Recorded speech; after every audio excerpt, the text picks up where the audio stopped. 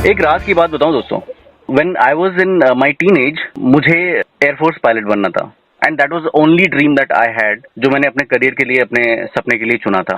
And somehow कुछ जो भी मेरे पास साधन थे, जो भी मेरी क्लैरिटी थी, उसके हिसाब से I got into air force. But then I was out of the academy because of some medical issues and that broke me like hell. आप ये सोचिए कि मतलब उस उम्र में मतलब क्या ही देखी होती दुनिया हमने, और दिल लगा बैठा था मैं काइंड ऑफ उससे, और मेरा दिल टूट गया। बहुत रोया, कुछ दिन कमरे में बंद रहा, किसी से मिला नहीं, किसी से बात नहीं करी, कुछ खाया नहीं। उसके बाद फिर धीरे धीरे लाइफ जो है, लाइफ एज इट इज, जिंदगी है, चलती है, और हमें भी चलना होता है उसके साथ में, तो लाइफ बढ़ी आगे। और ठीक है, जो भी आगे की चीजें थी वो सब मैंने करी। बट मैं अभी इस संदर्भ में इसलिए बात कर रहा हूँ क्योंकि बड़ा क्रूशियल एक सब्जेक्ट है, एक टॉपिक है जो मैं आपसे डिस्कस करना चाहता हूँ। और हमारे साथ एक बहुत खास मेहमान है आज। और जब हम बात करते हैं यूथ की ना, स्पेशली लड़कों में, ये दो एक चीजें होती ना बड़ी या कह लीजिए कि सारी जो जद्दोजहद होती है वो इन्हीं वजह से होती है। एक नौकरी, दूसरी छोकरी। भाई अगर नौकरी नहीं मिलेगी तो छोकरी नहीं आएगी, और फिर जिंदगी कैसे बढ़ेंगे आगे, दुनिया भर की चीजें होती हैं ना। एक चीज जो ये होती है कि भाई हमें अपॉर्चुनिटी मिलती नहीं है, या हमको क्लैरिटी नहीं होती कि भाई कहाँ जाएं। दूसरी चीज ये होती है कि अपॉर्चुनिटी अवेलेबल है, हम उसको कई बार इनकैश नहीं कर पाते हैं क्योंकि हमें क्लैरिटी नहीं होती है कि भाई उसको कैसे देखना है, उसके साथ कैसे आगे बढ़ना है। मेरा नाम है विवेक शर्मा और आप मुझे सुन रहे हैं God is not fair question mark podcast channel पर, जो कि अवेलेबल है सारे पॉडकास्ट प्लेटफॉर्म्स पे। और यहाँ हम बात करते हैं मेंटल हेल्थ की, जो जुड़े होते हैं हमारे रोजमर्रा के टॉपिक से। और क्योंकि हमारा जो चैनल है वो एड्रेस करता है यूथ को, तो आज मैं एक बड़े खास टॉपिक पे बात करना चाहूंगा, जो है रोजगार, या यूं कह लीजिए कि एम्प्लॉयमेंट इन आर्मी और डिफेंस फोर्सेज। एंड मेरे साथ हैं कैप्टन शशांक शांडिल्य। कैप्टन साहब, बहुत बहुत स्वागत है आपका हमारे शो पर, और मैं I am so grateful to have you today here. Thank you Vivek ji, मतलब it's my pleasure, always a pleasure to interact with you. और हमारे देश के जो युवा हैं, अगर उनको मैं किसी तरह एड्रेस कर सकूं तो मेरे को लगता है कि जो मैंने अपने देश की सेवा फौज में रह के करी, वो मैं कंटिन्यू कर रहा हूँ देश सेवा बाहर आके भी। Amazing. It is always a pleasure. Thank you so much.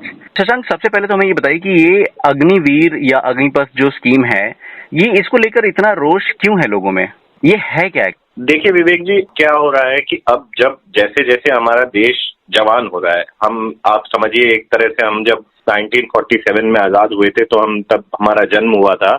अब हमारी जो है एक तरह से हमारा देश जवान हो रहा है और डेवलप्ड कंट्री के रास्ते पे चल रहा है जी। तो वहां पे क्या रिक्वायरमेंट आती है कि अपने देश के जो एक्सपेंडिचर्स हैं और जो रिसोर्सेज हैं उनको कंट्रोल में करना, उनको इस तरह ऑप्टिमाइज्ड यूटिलाइजेशन करना उनकी, ताकि हम आगे और अच्छा कर सके, बाकी डेवलप्ड देशों के कंपैरिजन में और अच्छा कर सके, आगे बढ़ सके। तो सेम चीज फौज पे भी लागू होती है।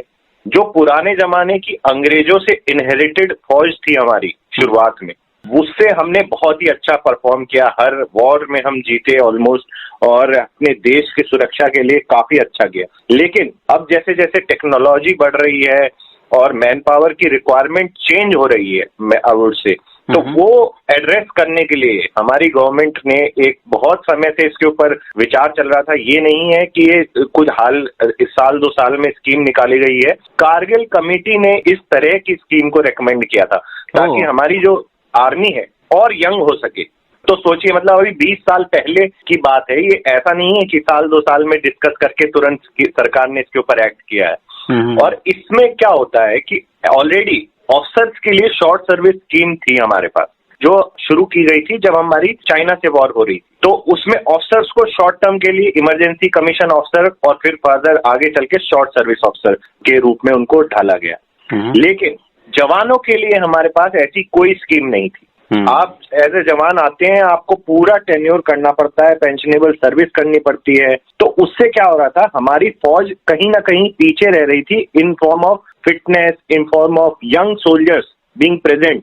तो उस चीज को एड्रेस करने के लिए ये स्कीम लाई गई है, ताकि एक युवा जो 17.5 से 21 साल और इस साल के लिए उसको बढ़ा के 23 साल भी कर दिया है, क्योंकि पिछले 1-2 साल से रैलीज नहीं हो रही थी, उसको एड्रेस करते हुए सरकार ने, आप ज्वाइन कर सकते हैं Indian army, Indian air force, Indian navy को, और उसके अंदर 4 साल अपनी जिंदगी के जवानी के दे सकते हैं। और बदले में सरकार आपको अच्छी तरह फाइनेंशियल पैकेज भी दे रही है, एजुकेशनल क्वालिफिकेशंस में भी आपकी मदद कर रही है, और जब टुवर्ड्स द एंड आपका टेन्योर खत्म होता है तो 25% लोगों को परमानेंट कैडर में भी एब्जॉर्ब किया जाएगा। तो ये इस कुछ तरह से स्कीम बनाई गई।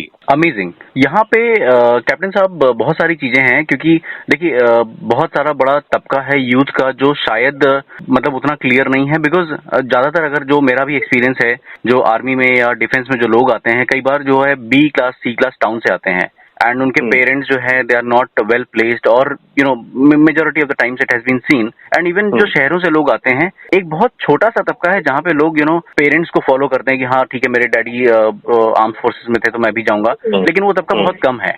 तो कहने का मतलब ये है कि यहाँ पे बड़ी I would say lack of clarity है, बिकॉज पेरेंट्स को तो पता नहीं है भाई, और जो यूथ है वो खुद कंफ्यूज्ड है, उसको पता नहीं कि क्या है। और ऐसे में बहुत बड़ी संभावना ऐसी होती है कि हम बहकावे में आ जाते हैं, कोई हमें कुछ भी बोलता है हम बोलते हैं हाँ ये तो बात सही कह रहा है। तो इसको लेकर अगर मान लीजिए कि ये स्कीम है, एक मैंने वीडियो देखा था, बड़ा वायरल हुआ था शायद लिंक्डइन पे या कहीं, तो उसमें एक यूथ से पूछा रहा है कि भाई तुमको क्या प्रॉब्लम क्या है, तुम तो खुद तैयारी कर रहे थे आर्मी में जाने के लिए, अब तुम क्यों नहीं जाना चाहते हो। तो उसका स्टेटमेंट ये था कि यार 4 साल के लिए अगर मुझे नौकरी मिलेगी तो मुझे लड़की कौन देगा। सही बात। एंड दिस वाज एंड लड़की छोड़िए, उसका ऑब्जेक्टिव ये था कि अगर लड़की कोई मुझे दे भी देगा तो दहेज कौन देगा 4 साल की नौकरी पे।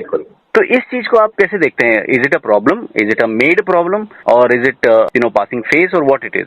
देखिए विवेक जी, अब हम 21st सेंचुरी 2022 में बात कर रहे हैं, लेकिन हमारा देश का युवा भले ही वो टायर 2 टायर 3 सिटी में हो, लेकिन आज स्मार्टफोन इंटरनेट सबसे कनेक्टेड है। ठीक है, ये तो आप मानेंगे, हमारी पॉडकास्ट भी उनको उसी चैनल से पहुंच रही है। बिल्कुल ठीक है, लेकिन कहीं ना कहीं हमारी सोच जो है ना वो अभी भी प्री हिस्टोरिक टाइम्स में चल रही है। आप खुद बताइए, जब आज मतलब आज के युवा को नौकरी से ज्यादा 2 चीजों की चिंता है। मैं बताता हूँ आपको अग्निवीर स्कीम से क्या है। एक तो उनको मिलेगी नहीं पेंशन, ठीक है, और दूसरी ये जो आपने हाईलाइट किया, जो युवा इंटरव्यू में बता रहा था कि दहेज नहीं मिलेगा। तो दूसरी बात जो है दहेज वाली, उस पर तो मैं बिल्कुल भी बात नहीं करना चाहूंगा, क्योंकि आपको भी पता है दहेज लेना और देना दोनों गैर कानूनी है, और बहुत ही गलत जो प्रथा हमारे टाइम पे थी वो हमने कहीं ना कहीं बंद करने की कोशिश करी है, लेकिन मेंटेलिटी अभी भी वही है। ठीक है, दूसरी बात आती है पेंशन। ठीक है, पेंशन जो है आज के टाइम पे किसी भी गवर्नमेंट जॉब में नहीं दी जा रही है। जहां पे दी जा रही है वो एनपीएस वाली स्कीम चलती है, जिसमें आप भी कंट्रीब्यूट करते हैं और गवर्नमेंट भी आपको कंट्रीब्यूट करती है। एक इकलौती आर्म्ड फोर्सेज ऐसी ऑर्गेनाइजेशन है जहां पे पेंशन की सुविधा थी, है ना। आर्म्ड फोर्सेज ही ओनली ऑर्गेनाइजेशन गवर्नमेंट की जहां पे आपको पेंशन मिलती।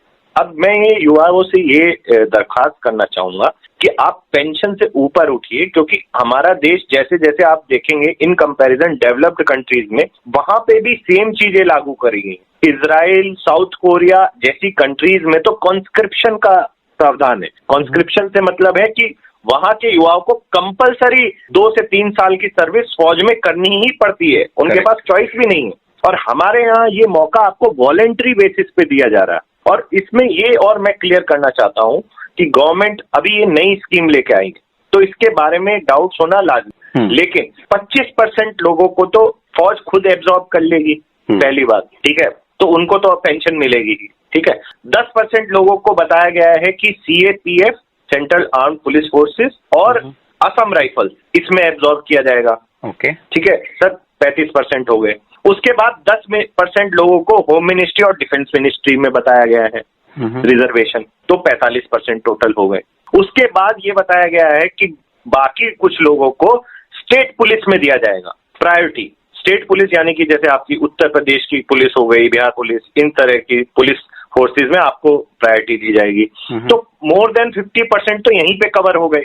करेक्ट। अब दूसरे जो बचे 50% है, और ये सब मेरिट के बेसिस पे हो रहा है, तो आपको परफॉर्म तो करना ही पड़ेगा ना। आप अब हम उस स्टेट में नहीं रहे अपने कंट्री में कि आप सरकारी नौकरी पाइए और आप काम मत कीजिए, बस आपकी तनख्वाह आती रहेगी। बिल्कुल, हम जब प्राइवेट में ये चीज नहीं चलती, हम सरकार में अपने टैक्सेस देते हैं ताकि सरकारी एम्प्लॉय अच्छे से काम कर सके। तो उस चीज पे सेम चीज यहाँ पे भी लागू होगी। अब बचे 50% की मैं बात बताता हूँ। कई सारे कॉर्पोरेट जो है, बड़े बड़े लीडर्स ने ये खुद बोला है कि हम उनको हायर करेंगे। और यहाँ पे जो कुछ वेटरन्स का ये मानना है कि भाई जो ऑलरेडी वेटरन्स थे उनको आप हायर नहीं कर रहे, इनको क्यों करेंगे। उस पे मेरा सिर्फ एक सिंपल तर्क है, देखिए जो बाकी वेटरन्स हैं वो थोड़ी एज के साथ आते हैं, करेक्ट, ठीक है, लेकिन अग्निवीर जो है वो तो 22 साल 23 साल उम्र के होंगे, वो तो ट्रेनेबल है अपने कॉर्पोरेट एटमॉस्फेयर में भी, प्राइवेट नौकरी के एटमॉस्फेयर में भी, प्लस वो डिसिप्लिन और जो बाकी स्किल सेट है वो आर्मी का लेके आएंगे। तो उनको हायर करना क्यों नहीं पसंद है? मतलब मैं, मेरी खुद की कंपनी होगी, मैं तो ऐसे बंदों को जरूर हायर करूंगा। तो सेम चीज यहाँ पे उनके लिए लागू होती है, बाकी बचे लोगों के लिए। और लास्ट में बस मैं इतना कहना चाहूंगा, आप खुद बताइए सर, जो लोग जो स्पेशली टायर 2 टायर 4 सिटी या रूरल एरिया से आते हैं, वो क्या करते हैं पढ़ाई में ज्यादातर? ग्रेजुएशन, हाँ, बिल्कुल, BA, BSc, BCom type degree करते हो आप, राइट। 3 साल 4 साल करने के बाद, देने के बाद आपको नौकरी तब भी नहीं मिलती। बिल्कुल, ठीक है। अब अगर आप एज ए अग्निवीर आर्मी में या एयरफोर्स नेवी में चले जाते हो 17.5 18 19 साल की उम्र में, आप 4 साल वहां बिता लो, आपको उससे बेटर प्रोस्पेक्ट्स मिल जाएंगे बाहर, सिर्फ नौकरी के लिए नहीं, पढ़ाई से भी बेहतर। क्योंकि इसमें ये स्कीम में बताया गया है कि अगर आप सिर्फ 10th करके आए हैं तो आपको 12th का सर्टिफिकेट दे दिया जाएगा after end of your tenure. और दूसरा, और जो अपनी जो यूजीसी है, उन्होंने ये भी बोला है कि 50% क्रेडिट फॉर योर ग्रेजुएशन भी दिए जाएंगे। तो मतलब आपको सिर्फ 50% पढ़ाई और बची होगी, वो आप कर सकते हैं। At the end of tenure आपको 15 से 20 लाख तक की राशि आपकी इकट्ठी हो जाएगी। ठीक है। अब आप मुझे बताइए 22 से 23 साल की उम्र के किस युवा के पास 15 से 20 लाख की राशि इकट्ठी हो जाती है उसके अपने आज के टाइम पे, है ना जी। तो अब उस पैसे को यूज करके आप फर्दर अपनी हायर स्टडीज कर सकते हैं बेहतर इंस्टीट्यूट में, जहां पे आपकी कमी रहती थी कि हमारे पास पैसा नहीं है। करेक्ट। उसको यूटिलाइज कर, आप अपना खुद का बिजनेस सेटअप कर सकते हैं। आप फिर खुद नौकरी नहीं, दूसरों को नौकरी दे सकते हैं। और अगर नहीं आपको ये सब करना, तो आप उस पैसे को यूज करके अपने जो परिवार के जिम्मेदारियां हैं उनको निभा सकते हैं। जैसे जनरली हमने देखा है कि भाई बहनों की शादी या माँ बाप की देखभाल या घर बनाना, तो वो चीज आपकी टेक केयर होगी, बाकी आप प्राइवेट में नौकरी भी कर सकते हैं फिर। एब्सोल्युटली। तो इतने सारे ऑप्शंस हैं। वही दिक्कत हो जाती है, जैसे आपने बोला कि कुछ सामाजिक तत्व ऐसे हो जाते हैं जो आपको गुमराह करने पे लगे रहते हैं। अगर आप इसमें देखें तो बहुत ज्यादा पॉजिटिव है in comparison to negative. Pension और दहेज के चक्कर में रहेंगे तो फिर आगे चल के नहीं मिलने वाली, किसी को नहीं मिलने वाली पेंशन धीरे धीरे खत्म करनी पड़ेगी, क्योंकि हमारे देश के ऊपर बहुत बर्डन आता है। करेक्ट, बिल्कुल। और हमें डेवलप्ड कंट्री बनना है तो उसके तौर तरीके भी अपनाने पड़ेंगे ना आगे चल के फिर। ये बात है। 100%। Thank you so much Shashank, आपने बहुत अच्छे से क्लैरिटी लाई है इस टॉपिक पे। और एक चीज मैं यहाँ पे और ऐड करना चाहूंगा कि एज एन एंटरप्रेन्योर जब मैं अपनी कंपनी के लिए हायरिंग करता हूँ या मेरी जो टीम हायरिंग करती है, वी फाइंड दैट बहुत सारा यूथ है जो कि अनएम्प्लॉयबल है। They are graduate. Many of the times they come from BTech background and other things. Even MBAs from tier 2, tier 3 colleges. I would not like to name them. Sir मैं आपको बताऊं, सरकार की चपरासी की नौकरी के लिए PhD वाले लोग अप्लाई करते हैं जस्ट बिकॉज वहां पे जो आपको सरकारी नौकरी। तो ये चीज तो बिल्कुल मेरे को समझ नहीं आती। करेक्ट। एंड वो एक अलग चीज है, क्योंकि वो लोगों को एक गाजर मिलता है कि हाँ सरकारी नौकरी मिल जाएगी तो सब कुछ फोकट में मिल जाएगा। लेकिन दूसरा पर्सपेक्टिव उसका ये है कि they are not employable only. मुझे ये नहीं समझ में आता है कि भाई ये एक MBA करके लड़का आया हुआ है, उसको यही नहीं पता है कि करना क्या है। भाई आप अगर MBA करके आए हो तो मतलब आप 2 साल जो है किसी अच्छे इंस्टीट्यूट में पढ़े हो, तो मैं एक्सपेक्ट करता हूँ कि आपको कम से कम, चलो ठीक है एक्सपीरियंस नहीं होगा, लेकिन आपको एक पर्सपेक्टिव तो होगा कि भाई मार्केटिंग क्या है, कम्युनिकेशन क्या है, कैसे काम करता है। वो सारी भी चीजें नहीं है लोगों के पास। सो ऐसे में मुझे लगता है कि अगर गिवन एन अपॉर्चुनिटी कि मैं अगर अग्निवीरों को अगर एम्प्लॉय करूं, तो शायद that is as an entrepreneur, as a community, as a business ecosystem, that is one of the best thing to have. बिल्कुल सर, मतलब इस पे मैं बस यही कहना चाहूंगा कि आप ट्रेनेबल होके निकलोगे। एग्जैक्टली। आप मतलब डिसिप्लिन वगैरह जो आपको इंस्टिल किया जाता है आर्मी में, उससे ये फायदा होता है कि आपको भले ही कोई स्किल सेट जो हार्ड स्किल्स हैं वो तो सिखाए जा सकते हैं, ये मार्केटिंग, एक्सेल, कंप्यूटर वगैरह वगैरह सब सिखाया जा सकता है, प्रोवाइडेड कि आप ट्रेनेबल हो, आप सीखने की क्षमता रख पाते हो। तो वो चीज जो है ना आर्मी में बहुत अच्छी तरीके से सिखाई जाती है, ग्राउंड अप। एब्सोल्युटली। बहुत मजा आया शशांक आपसे बात करके, और मैं उम्मीद करता हूं कि हम फिर जुड़ते रहेंगे और बात करेंगे तमाम टॉपिक्स पे, क्योंकि आप एक यूथ आइकॉन है और बहुत सारे लोग आपको फॉलो करते हैं और बहुत कुछ आप सिखाते हैं। मैंने देखा है अपने हैंडल्स के थ्रू लोगों को, and they are indebted to you for that, and even I am indebted to you for being the part of this show today.